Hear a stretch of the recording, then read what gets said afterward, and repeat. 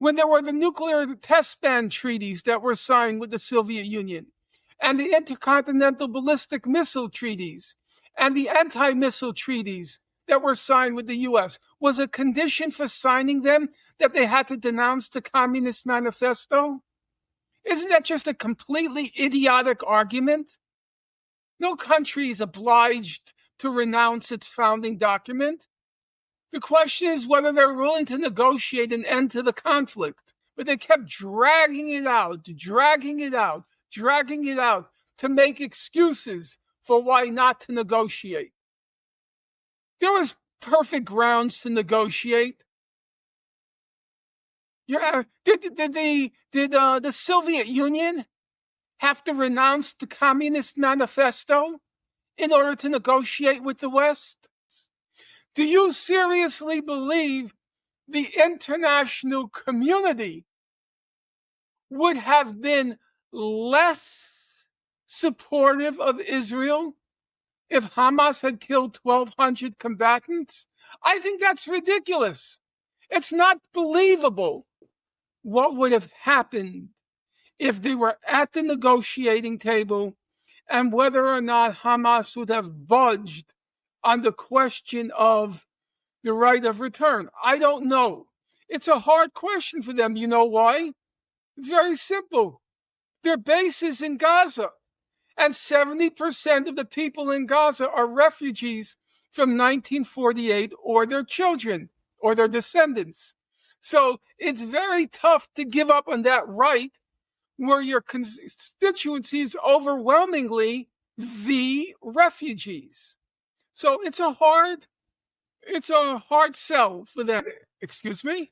So Do you believe the reaction would have been less furious than if they killed 800 civilians and 300 combatants? It would have been, that's ridiculous. Israel is a Spartan society. It attaches more value to a combatant's death than a civilian's death.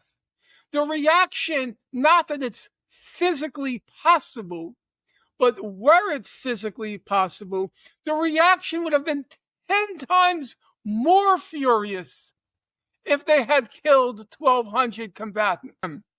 I don't know what would have happened. What I do know for sure happened was nobody was willing to negotiate with them. Nobody was willing to give them a chance.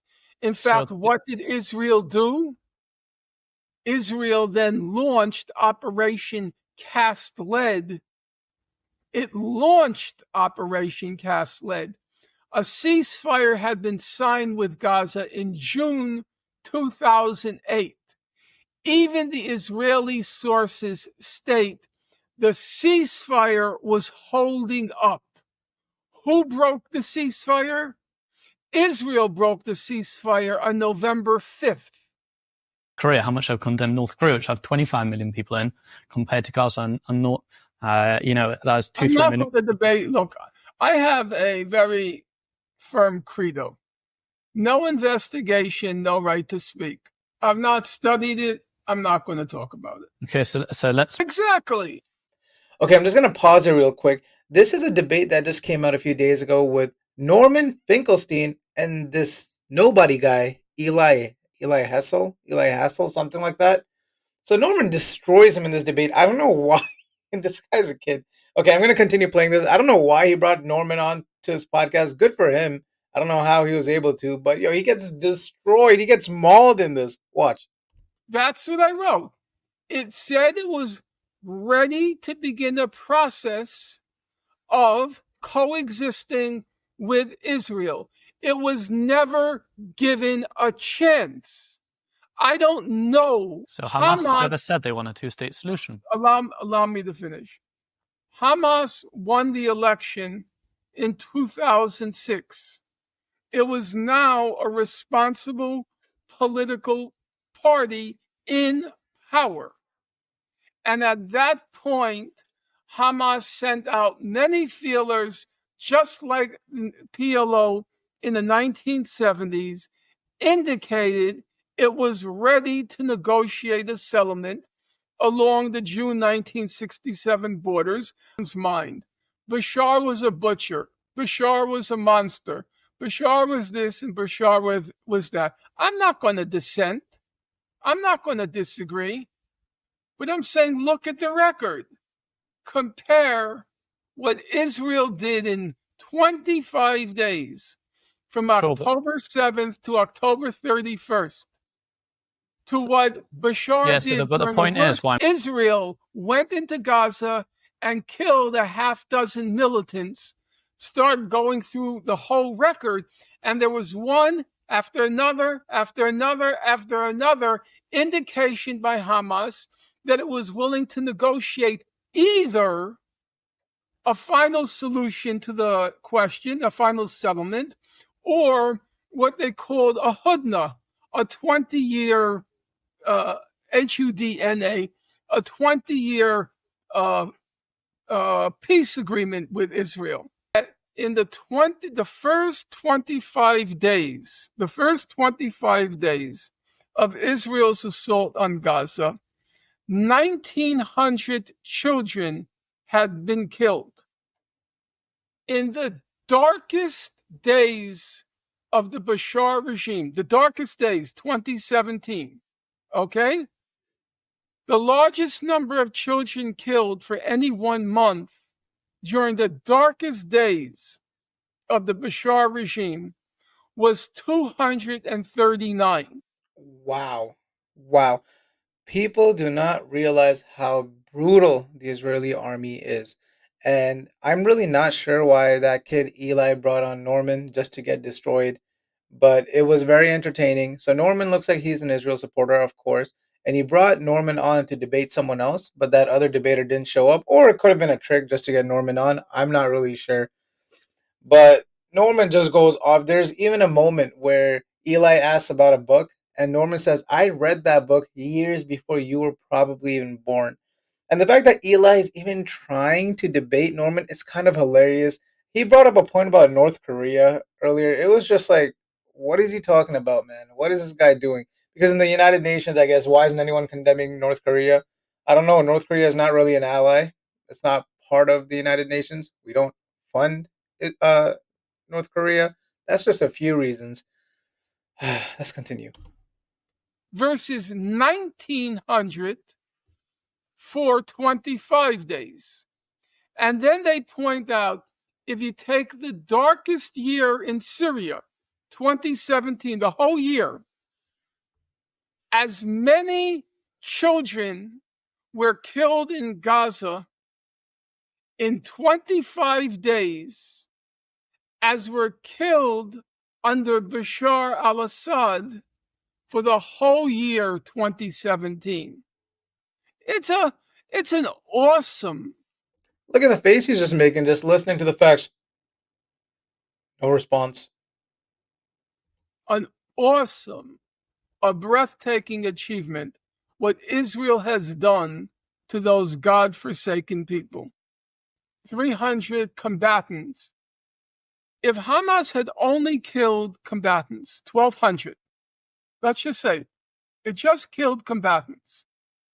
Mr. Hassel, you just came back from Israel. You informed me before the program began. Do you seriously believe, can you possibly believe, that Israel's reaction to the killing of 1,200 combatants would have been less furious? And they were willing to negotiate. The record is clear on that. How the negotiations would have gone, I can't predict that. So, But because they that, were what? because just to look at it, because you mentioned they put out all of, like, they're saying they're potentially willing to do peace. From an Israeli perspective, they see in Hamas's original charter where they say they want a one-state solution and they say they want to kill Jews. And right, that charter was superseded already in 2017 by what was called a political document.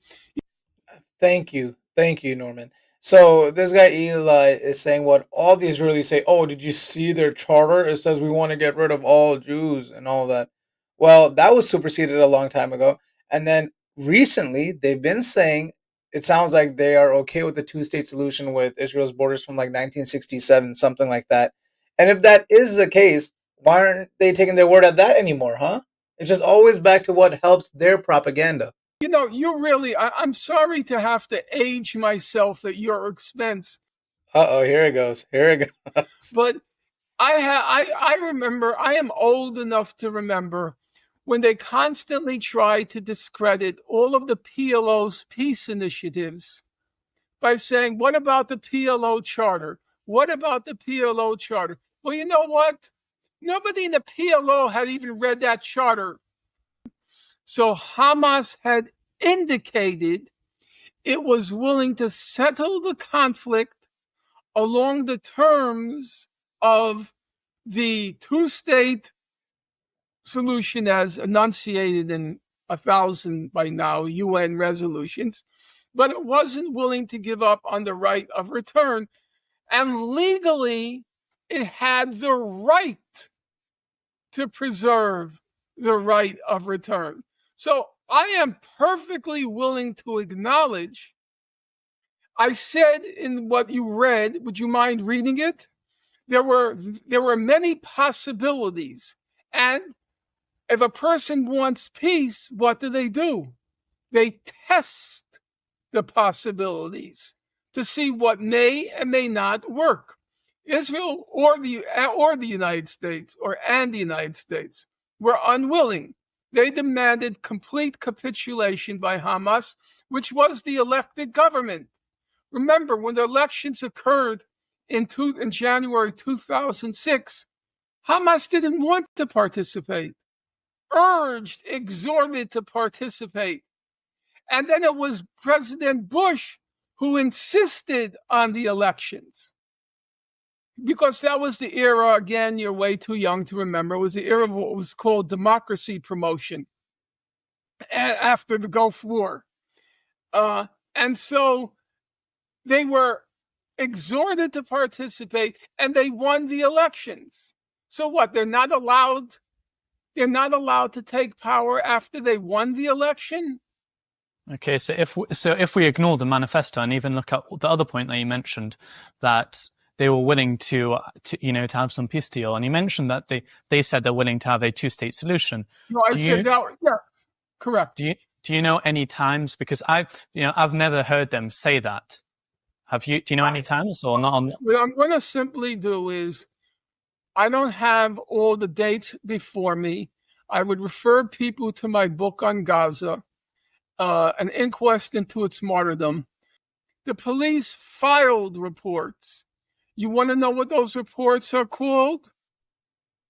The Goldstone Report, the Mary McGowan Davis Report, the dozens of Amnesty International reports, the dozens of Human Rights Watch reports, all of them confirming that Israel's committing war crimes and plausibly crimes against humanity in Gaza. Make sure you like this video and subscribe to this channel. Only about 2.5% of you have subscribed to this channel of all of the viewers that I have. Please subscribe. It really helps get this message out there. And then for those that don't know who Norman Finkelstein is, he's basically an American political activist who was a child of Holocaust survivors. So when he talks about this stuff, it has a huge impact. And he is extremely smart and well-read. He really knows his stuff. One of the best speakers we have on the subject. Hamas cooperated with all the commissions, whereas Israel refused to cooperate with the Goldstone Commission, for example, or the Goldstone Mission.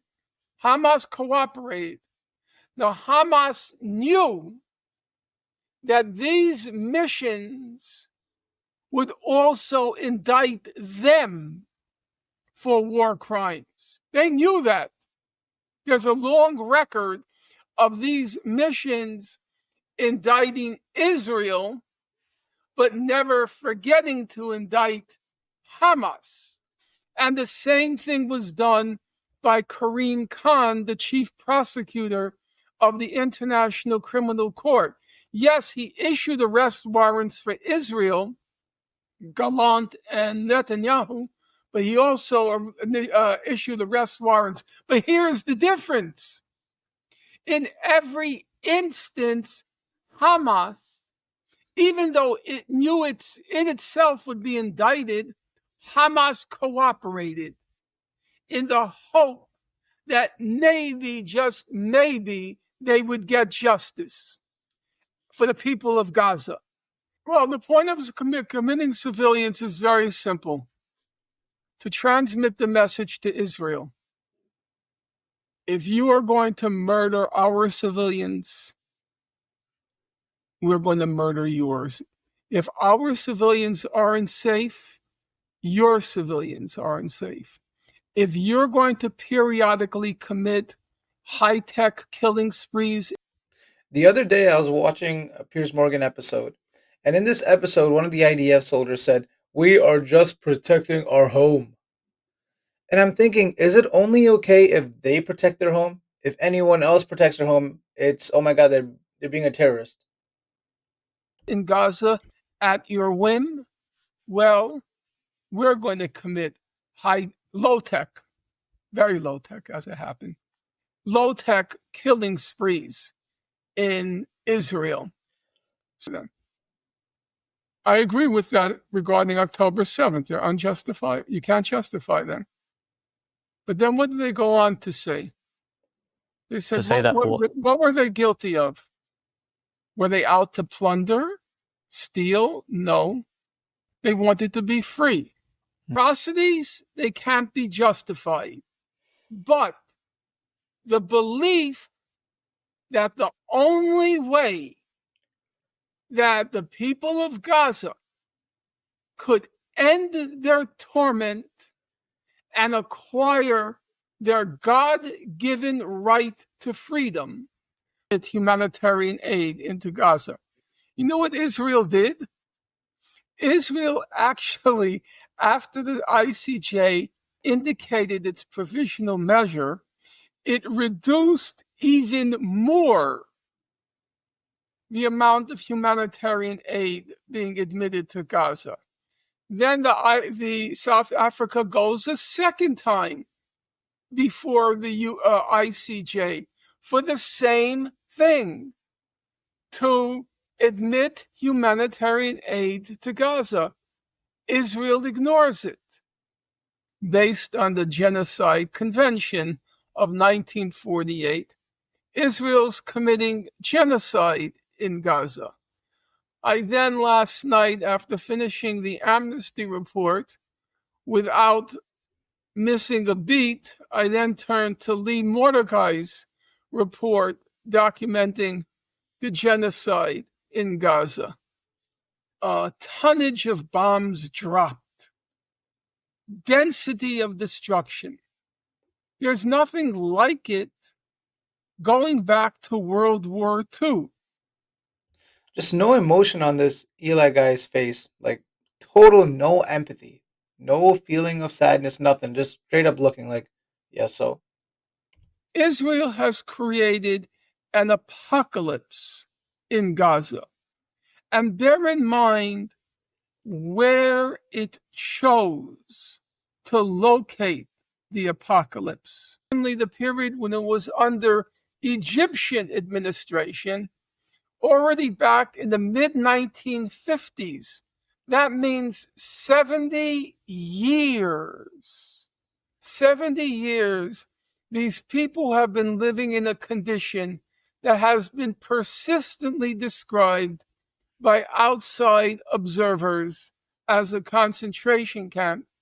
And now, as some people have put it, not without reason, the concentration camp since October 7th has turned into an extermination camp.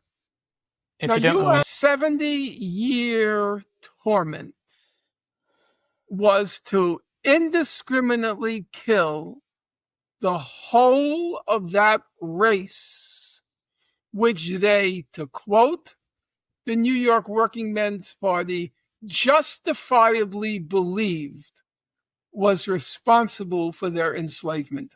Wow. So I hope you enjoyed this video. Again, this is a shortened summary version of Eli Hassel's podcast. It was pretty long, an hour, 2 hours long. You don't have to go waste your time watching the whole thing. I got the highlighted moments right here. If you really do enjoy that and appreciate that, make sure you like this video, subscribe to my channel, and I'll see you in the next video. Thank you so much.